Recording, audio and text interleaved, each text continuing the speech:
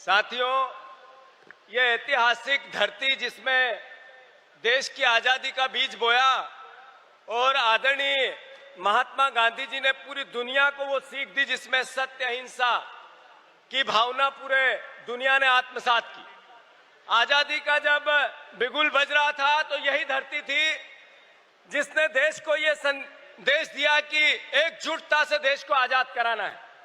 साथियों, वैसा ही समय देश के सामने आज है कि इसी धरती से वो आवाज जाए जिसमें संविधान की रक्षा की बात हो, इस देश के भाईचारे को कायम करने की बात हो, प्रेम प्यार मोहब्बत भाईचारा अपनत्व इंसानियत, जो भगवान राम ने करोड़ों साल पहले कहा कि इस देश की नींव सिर्फ मानवता की रक्षा और इंसानियत की सभ्यता और परंपरा की है, उसको फिर से आत्मसात करने का बिगुल भी इसी धरती से हम सबको मिलकर ले जाना है। साथियों, हमें गर्व महसूस होना चाहिए कि हमारे नेता राहुल गांधी जी, जिन्होंने कहा कि इस देश में नोटबंदी लाओगे अर्थव्यवस्था क्रैश हो जाएगी, और वैसा हुआ। हमारे नेता ने कहा कि ये देश में जो कोविड आ रहा है ये हवाई जहाज के रास्ते से आ रहा है, लोग मर जाएंगे। करोड़ों लोग मर गए पर नरेंद्र मोदी बीजेपी एक नहीं सुनी। हमारे नेता ने देश को हर समय उस समय आवाज दी जिस समय देश को आवश्यकता थी कि देश संकट में है, पर यह अहंकारी सरकार ने एक नहीं सुनी, नरेंद्र मोदी ने एक नहीं सुनी। उनकी मजाक उड़ाई इस मीडिया ने और सहयोग किया आरएसएस ने, पर सच आखिरी में राहुल गांधी जी का था, वो जीता। मैं भैया 2 मिनट लूंगा। सच आखिरी में राहुल गांधी जी का था, वो जीता।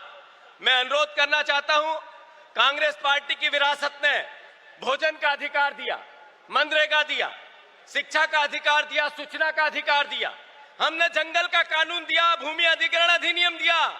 बीजेपी ने गब्बर सिंह टेस्ट दिया, बीजेपी ने सीए दिया, 3 काले कानून दिए, बीजेपी ने अग्निपथ योजना दी, वह कानून दिया, बीजेपी ने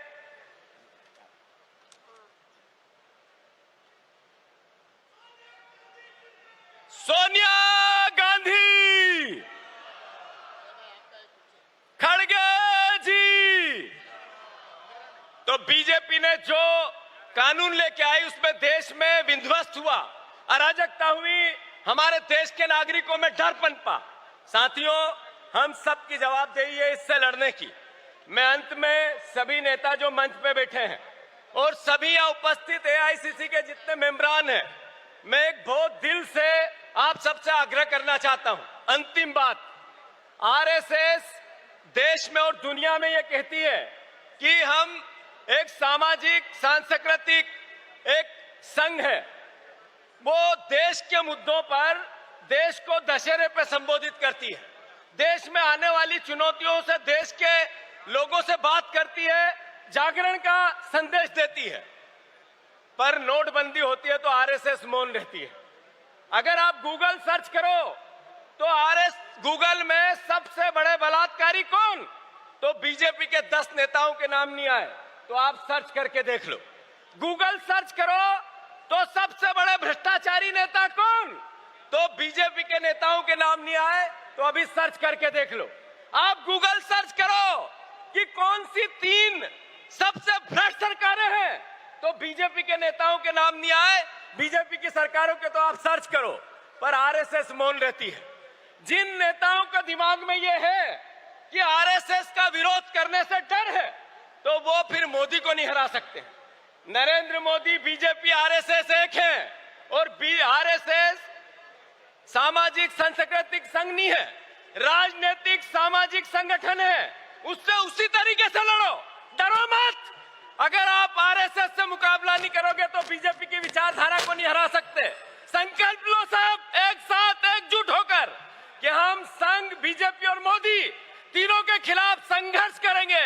मुझे आप सबने बोलने का अवसर दिया, माफी चाहते हुए धन्यवाद। भारत माता की जय।